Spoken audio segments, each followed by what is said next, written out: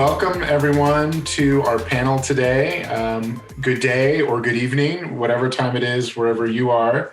We're really excited about the content we're going to present to you because this is a really critical time for what we're going to talk about today, which is ultimately occupant health.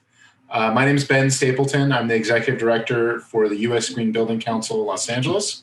We're an independent nonprofit that's affiliated with the National Green Building Council that administers the LEED credential I'm sure you all know and love. But our mission is a little bit different. We're really focused on accelerating sustainability in the built environment here in Southern California. And we have a really just fantastic panel for you today that really represents different perspectives on the topic we're going to talk about today, which is around providing healthy, safe, and flexible spaces. And so I want to go ahead and make sure we dive in as quickly as possible. So with that, I'm going to have our speakers today give a little bit of an intro on themselves. I'll introduce them by name, but have them introduce a little bit about their work and what they do. So to kick things off, Robin Wilson is the CEO and founder of Robin Wilson Home. If you could go ahead and just give a little bit of background and introduce yourself, that'd be great. Well, hello, everyone. And as we understand, some people will watch this virtually during this wonderful change of time that we're in with the pandemic. I want to just say to all of you, we have created a brand that focuses on wellness, eco-friendly design, sustainability, and we've been around for 20 years preaching the message and trying to both build homes from the foundation with U.S. Green Building Council guidelines, and then also furnishing homes with eco-friendly, non-toxic, and sustainable products so that from the inside of your home to the exterior of your home, you are living a wellness or healthy lifestyle. Thank you, Robin. We're really delighted to have you today. You have a fantastic amount of experience to speak to this issue. And then next up, we're going to have Cassy, Aoyagi, president of FormLA Landscaping, and also a USGBC-LA board member.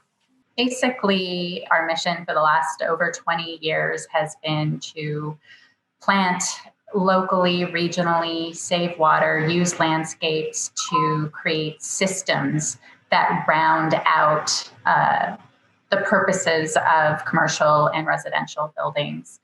I'm also on the board of the United States Green Building Council for Los Angeles and have been able to influence some of the mission that they have as well. So we're working very hard to make landscaping and urban landscaping a major part of really, I think, saving the world.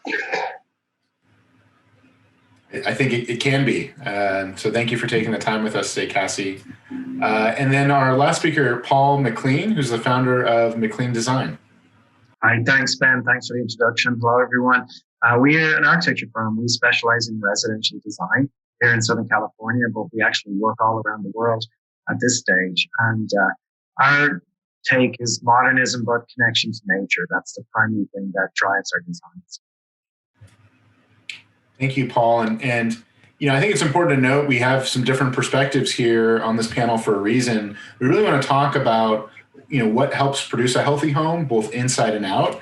And why don't we just go ahead and dive right in? So, you know, just thinking about the context of where we are right now, you know, why is this important? You know, we're in the midst of a pandemic. We've all been thrown into spaces we probably didn't plan on spending even more time in and day out here recently. So let's talk a little bit, what makes this conversation important? And Robin, why don't we start with you? Well, you know, one of the things you'll notice, I'm in my car right now because I am with a daughter who is doing remote learning. And I think so many parents right now are experiencing the work from home moment, the remote learning moment. And then you look around your home and you say, does this space really work for how we live, work, study, sleep? And as you see also outside, there's mounds of snow. And so I say that to say there's a lot of different perspectives, whether you're in the Northeast, whether you're in California. One of the key issues is what is toxic in your home, what is a furnishing that could be different And then more importantly, what can be used in multiple ways? So I'll give you an example.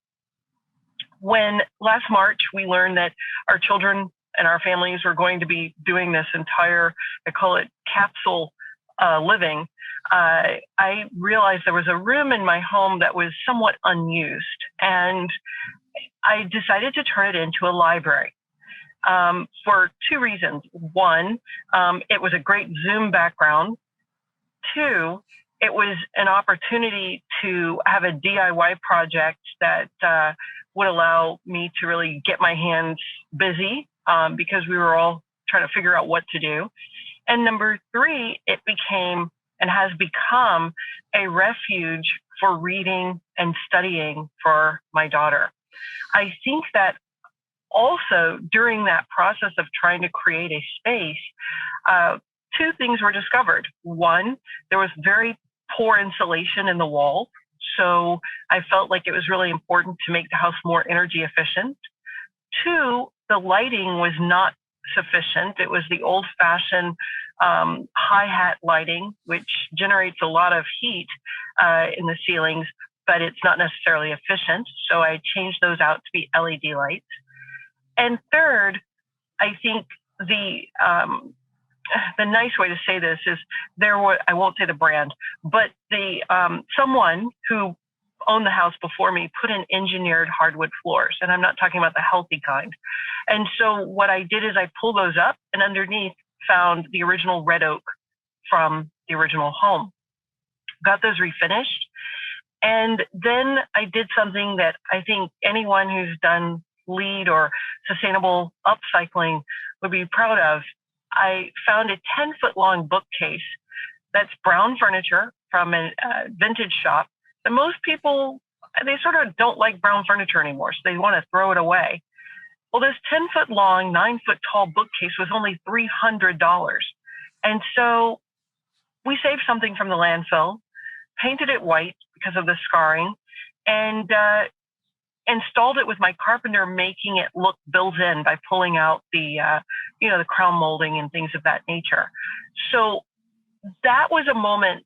This entire project was upcycling, energy efficiency, and that's from insulation and lighting, creating a study space, and then a great Zoom background. I'm giving you this scenario because each of us have to now look at our furnishings and say, is this right for where we are today? And then I also urge you, if you are going to do a project in your home, to look at the energy efficiency of that home. Now, I'm also going to flip the coin and say, my parents are in Texas. I'm sure all of you have heard about this energy crisis and snow in Texas. And the homes down there are not insulated, typically. My parents, fortunately, their home is insulated because I'm their daughter. And so they did not lose power very long, but their house stayed relatively warm. And that's the kind of, or having, making sure that you sort of think about what can happen and how are you living in this pandemic world. It's almost like being prepared for a worst case scenario. There's so many good themes you hit on there, Robin, in the green building world that are so key, especially at this moment. But the intentionality of kind of what you described and going through the process, that's so important when we're kind of looking at the spaces around us. And I think our collective hope is that people have more awareness now than hopefully they've ever had of how much their space is impacting them. And Paul, I want to turn over to you for a second. Just as you look at design and mental health and wellness, how do you really incorporate those themes and approach that process? Well, I think, as you and Robin touched on, I think we're all living in a time right now where we're being more critical of the spaces that we work within and live within. And I've really noticed that with clients in the last year, that I think often people were thinking aspirationally about their spaces, but not thinking deeply and not connecting to them really. And we're fortunate. We live in Southern California, and by the nature of the way things are developed here, we generally all have some access to outdoors. But in other parts of the country, in other parts of the world, people have been trapped in indoor spaces for like extremely long periods of time where the weather's inclement, or they live in small apartments in cities, and lockdowns are more restrictive and they haven't been able to get out. And I think hopefully it's bringing awareness to how difficult that can be for people's mental health. And for me, growing up in Ireland and coming to California, I mean, our homes are always about space, light, air, water, nature, connections to nature. And I think that's something that can be done at any budget. It's not just for the rich and people with big resources. I mean, I think that hopefully as a community, we can start looking at what are the minimum standards we set for building, and as well as from the point of view of green development. But I've often worried personally about growing up. I grew up in a city that developed in the last 20 years enormously, but I saw a lot of very poor design, and standards were so low for ceiling heights, for window size, like the minimum codes. We all have to advocate at each level of development to get beyond the minimums. And I think going forward, we really need to advocate for everyone to have access to outdoors, even if it's just a small balcony or a small place they can open up. So I think that's going to be very important going forward, as well as what we're talking about with green development. Thank you, Paul. And I really want to expand on the equity issue you touched on here in a moment, because I think that's really so key to this conversation. And Cassy, just going over to you and kind of thinking about some of the things that Paul said, just about these linkages between the indoors and the outdoors and access. Maybe you could talk a little about your experience about the connection between the two and how do we really improve that going forward? Yeah, I appreciate kind of Robin's approach also, where every little detail mattered to her when it came to just even reusing a piece of furniture and not sending it to the landfill. And I think that when you move that over to the landscaping, that the details do matter. And even to Paul's point, the details of if you only have a balcony, that you can have some greenery, that matters, because, and it has mattered for a very, very long time, not just right now. It is, whether it's good or bad, it is just becoming sort of a central conversation that people are trapped in their homes, and there are the people that have a view to the outside, and then there are so many that don't have a view to the outside. And so I think that where we start is we start with making sure that the landscaping and all of the systems that go along with the landscaping are brought in right from the very beginning. Because in my mind, the landscape is just as important as the building. The building can't function sustainably, in fact, without the landscaping. And we've known this for thousands of years from a passive perspective. So looking at the assets of the site, whether there are things that we want to preserve, like majestic trees that are actually providing the right kind of shade and energy reduction, reducing heat island, providing views, screens, whatever that might be, and then build out from there and bring those things in. And one of the interesting things is we also find ways to borrow views from other parts of the community and the neighborhood. It's not just, and kind of to Paul's point is, maybe it's not in the budget to plant a grand tree and you only have a balcony, but what is out beyond your what's tangible to you that actually you can bring in and borrow and benefit from. And I think looking much more broadly than just the footprint we have is really important, because it does affect more than just us from a health and wellness. It affects our neighborhoods, our home values, the safety of our neighborhoods, our schools. So we are looking at this holistically, and every landscape we do, we are looking to not just affect just one residence. We're looking to affect all of the different sustainability aspects, the community, and the neighborhood broadly. Thank you, Cassy. And I really appreciate the perspective. I think you and I fight this battle all the time. Everything's connected. I like to really point to the built environment as the fabric that sort of knits everything together. And if we focus there, it'll help us sort of address. And I say it's the landscape that knits everything together. I include that, though, in my definition of built environment. So I want to pull this thread a little bit about the economics and sort of like how that plays into the basics of the design process and including health, because that's so important when we talk about equity, right? Things have to be accessible to everyone. The economics have to make sense. And so, Paul, maybe going to you to start, and then I'll go to Robin. But how do you go about that process? Where do you start? Are there elements of design that you kind of bring in from the beginning? Maybe you could unpack that a little bit for us. Well, yeah, I think it's so important to start right at the beginning and to bring everybody in early. I mean, that's the best way to make a successful project, because I think that it is a holistic development between all the players in this. And it's so important to consider the whole environment you're working within. But I will share like a quick story. One of the persons that worked for me just moved apartments and moved into a similar apartment in a different neighborhood.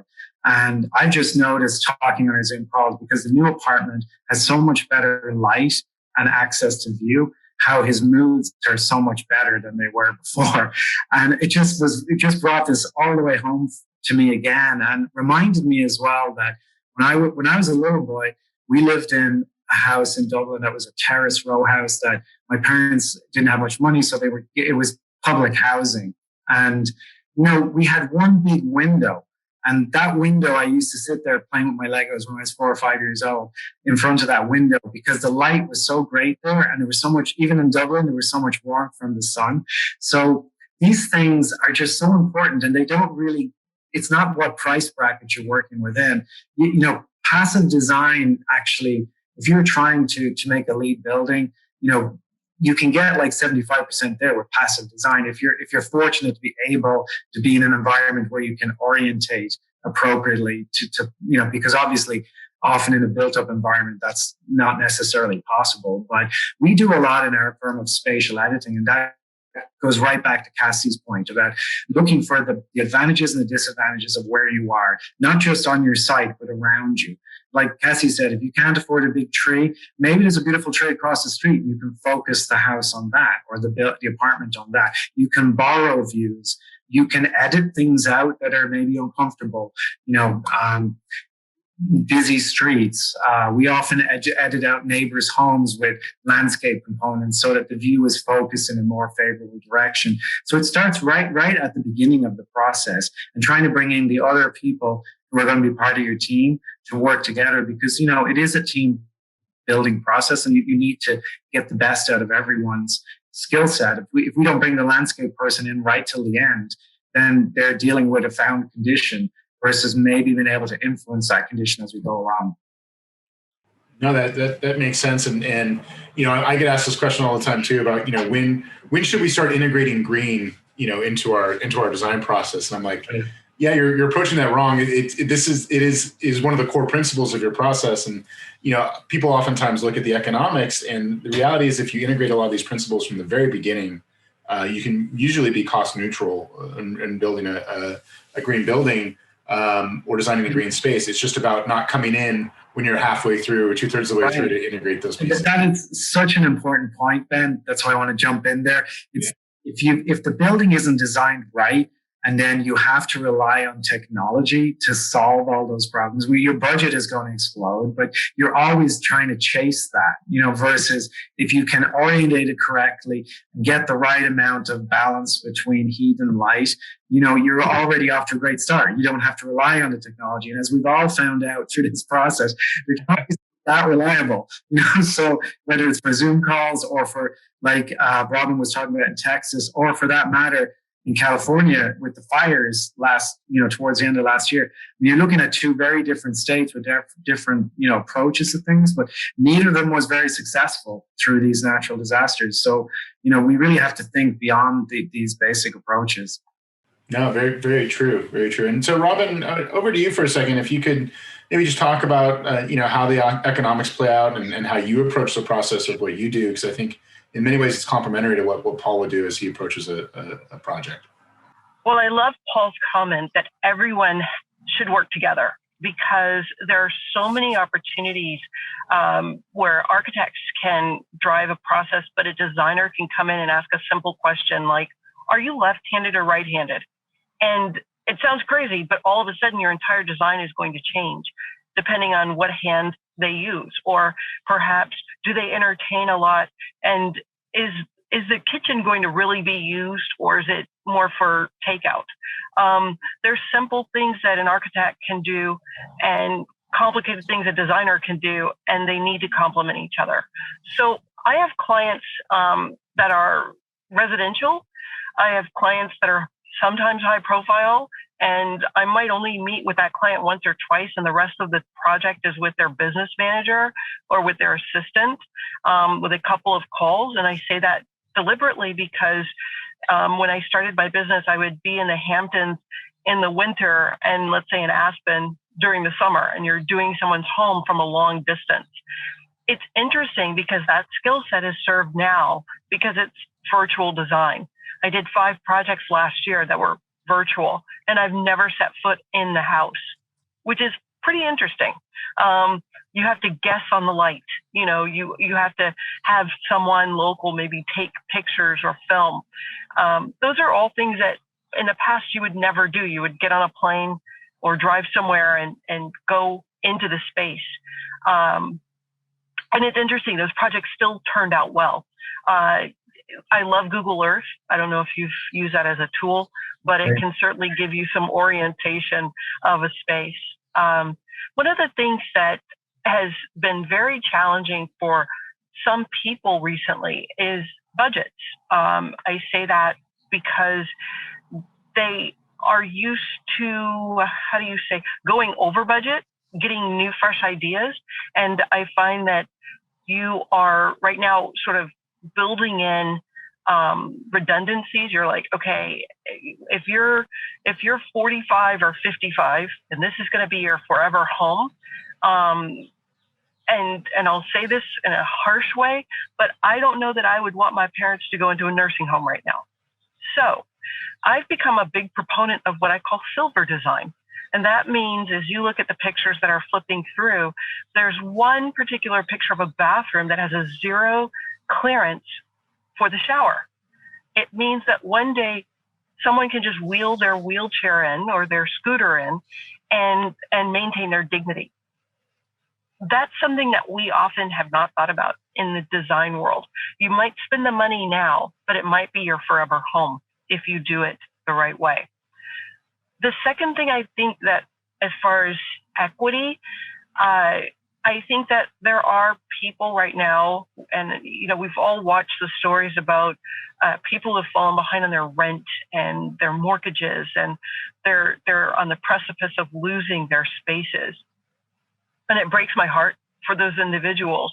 I think that if they're able to save their homes, then I think that what we should be recommending to them is get as energy efficient as you can. Design it to be your forever home, and stop doing the aspirational things, but do the functional things so that you can live somewhere for a long time. And I absolutely agree with the other panelists regarding outdoor space. It is, if you think about the Northeast, since March of 2020, we have basically been inside of our homes. And when you have children, that's challenging, but I have friends who live alone and they've gotten a pet. And so now I'm like, okay, your space was too small before, but now you have a pet. So we all need to think about what that means, and what this new way of living means, and try to create a forever home. I spoke earlier about a library. Well, what does that really mean? A library is a place where you have a ton of books or magazines or whatever you read, but really is a quiet place and a meditative place. And functionally, it can serve as a space where you can say to someone, when I'm in here, just don't bother me, without saying those words. Because if you're all living on top of each other, you don't want to hurt people's feelings. I think that's something that we also have to think about is the home designed so that people have their little corner for their forever home. Thank you, Robin. Yeah, I wish everyone was designing for forever, right? It feels like we spent so many years designing for these short-term time horizons, and now we're all paying the collective costs. I always say that the economic model of which we look at these returns on a lot of these buildings we build has been so flawed for so long, and now we're starting to see the real costs of that, whether that's from the impacts from climate change or in personal health. Cassy, over to you for a second in terms of integrating the outdoors into this conversation and the economics of that, and just unpacking that process a little bit. How would you add into that conversation? It's so interesting. Of course, budget is always important from the get-go, but I am always asked on the back end about return on investment. And I think when you think about landscaping, it's one of the greatest places to get a return on your investment. If you have a tree-lined retail commercial area, you're going to have shade and 20% more business than a non-tree-lined marketplace. If you have more trees in a neighborhood, you're going to have higher resale values. We know that landscapes appreciate as they grow. So there are, and not to mention the costs of the benefits that the costs that we save from the benefits of the mental health and wellness. So, I mean, when you think about economics, it's almost like, the ecosystem services that are unquantifiable from a cost standpoint, they just continue to deliver in every single branch that is possible, from the environment, from equity, from building communities and networks that make a neighborhood safer and allow more local retailers to start small businesses. I mean, to saving some energy because you're not running the air conditioning as often. And these are where the greater impacts fall in line with landscaping, and the return on our investment is just huge from an economic standpoint and a people benefit standpoint. Thank you, Cassy, and I think you've touched on some important points here regarding how our spaces impact our health, and I want to dive a little bit deeper on that, and maybe the focus can be just to start on indoor air quality for a moment. I think this is one of those things that I've worked in the space a long time. You kind of assume that there's standards on things and that there's data. And I've been really blown away as I've dove into indoor air quality, just on the lack of building level data, on the lack of standards regarding indoor air quality. We actually have more standards for outdoor air quality in many ways than we do for indoor air quality. And in my opinion, it's indoor air quality is probably a greater mark of equity because of the use of cheaper materials and less expensive housing, less well-maintained systems. So I'd love to maybe dive into that. We can use this as a way to talk about, how space impacts our health. Maybe we'll start with you, Robin. How do you look at what factors of a space impact health, and how do you address those? Well, I'm an ambassador to the Asthma and Allergy Foundation of America, which is a not-for-profit that gets information for people who suffer from those conditions, of which I am one of those people. And when you look at the statistics, 1 in 5 people suffer from asthma or allergies or both. And that's 60 million Americans. And all too often, people in our business forget to address the fact that indoor air quality can be 8 times worse than outdoor air quality. I have asked a question when I've done lectures in the past, and I say, would you raise your baby in a chemical factory? And of course, everyone says no. And I said, well, but you've hermetically sealed yourself in. You are using bathroom cleaner in one room. You're using kitchen cleaners in another room. You never change your air filter. And the last time you changed your pillow was about 6 years ago. By that point, everyone's cringing in the audience. And and what you've actually helped them understand is you've got to open your windows. You've got to, stop using toxic chemicals inside. You've got to have a way to vent things to the outside if all those things are not possible, which goes to what Paul said about, do you have a balcony or do you have an open window or space? As far as landscaping, what pollens might come into your home if you have asthma or allergies. Indoor air quality is critical for someone to manage their triggers if they have asthma or allergies. The one thing that we all have to think about are the simple things we can do that are non-toxic. And I'm just going to give you 2 tips right now that are just going to make you laugh. But did you know toothpaste can clean crayon off the walls? Simple white toothpaste. I didn't know. I've used toothpaste to clean dents off my car, so I have found out about that too. Right. So a lot of parents will spray a toxic cleanser right at their child's nose level. They can't smell it, but their kids can, and they could be using toothpaste. Another thing, if you have that ring around your toilet, if you have hard water in your space or in your town, you can put Coca-Cola, a can or a bottle of Coca-Cola in your toilet overnight, and it will clean the ring out. Now, you've got to, use a little bit of elbow grease, but that's better perhaps than a toxic cleanser. And then a third tip just to share with people is your indoor air quality is one thing. One thing you have to think about are things like the low to no VOC pains and stains, which are normal. But do you take your shoes off when you walk in your space? The reason why I say that is you could be walking across the park and it could have been sprayed with some horrible pesticide. And now you track that into your home. Your pet or your child are now walking on the floor or crawling on the floor. I really want us to think not just about the air quality, but what are we bringing into our spaces? And then finally, if I ask you, when was the last time you washed or replaced your pillow? Typical answer is about 6 years, but some people will say they've had their college pillow. And guess what? That pillow now weighs more now than when you bought it. So that means all of the pollen and dander, drool from your sleep is now inside of that pillow. And so when you tell people that, you can counter by saying, whenever you go on a vacation, which we all have not been on, you always say, gosh, I look so refreshed. Well, it could be because they have a fresh pillow as required by hospitality requirements. And so your toxic pillow, when you come back home 3 days later, you've got bags under your eyes, you look tired again. So you might want to change your pillow. I have a rule of threes. Every 3 years, change your pillow if you're not doing some other things as far as cleaning the pillow itself. But the last thing I'm going to say about indoor air quality is a lot of people spend a lot of money on these air purifiers. Some of them work, but they only work as long as you change the filters.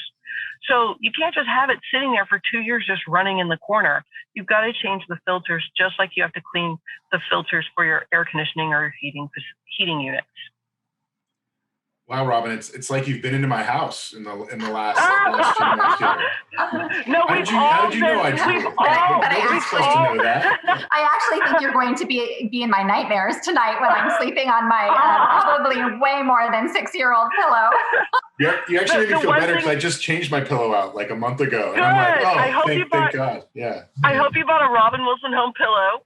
But I will tell you, it's funny when you say, you feel like I've been in your house. I should tell everyone we've been in our house for the last year, right? And we just have to think if you're not cleaning your house, and I mean cleaning your house, which means strip down the bed, and really start fresh with new sheets if necessary. Really clean the space in which you sleep because we do spend 1/3 of our life sleeping. We are now all in our homes most of the time. And if you have a pet, you need to clean your pet. That's another thing. You let your pet go outside, who knows where they've been, and then they come inside and they sleep on your bed. It's just little simple things.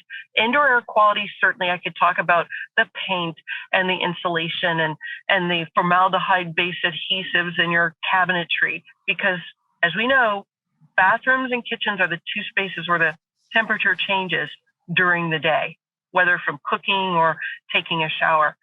So make sure you also are thinking about those things. Don't buy the $9.99 cabinet set for your kitchen. It probably has a formaldehyde-based adhesive.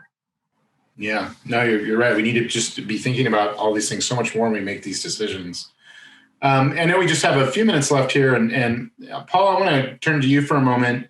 How do you see design changing here in the future to better emphasize health? I mean, what kind of trends are you seeing now? How do you see this playing out? Well, I think that the interesting thing about when something like this happens, as things have happened over the years, there's always changes, and it always takes a while to see.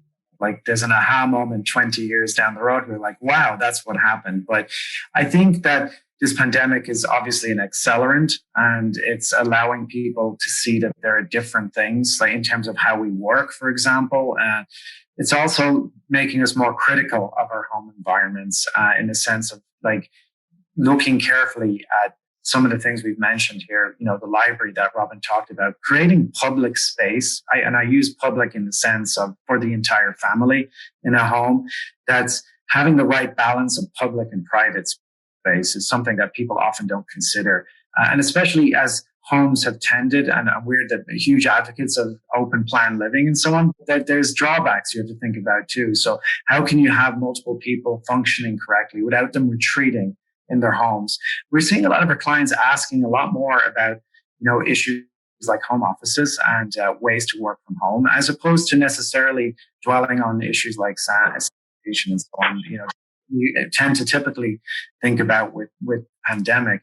But I feel like apart from just advocating in general for more light and air, there are small things that everyone can do.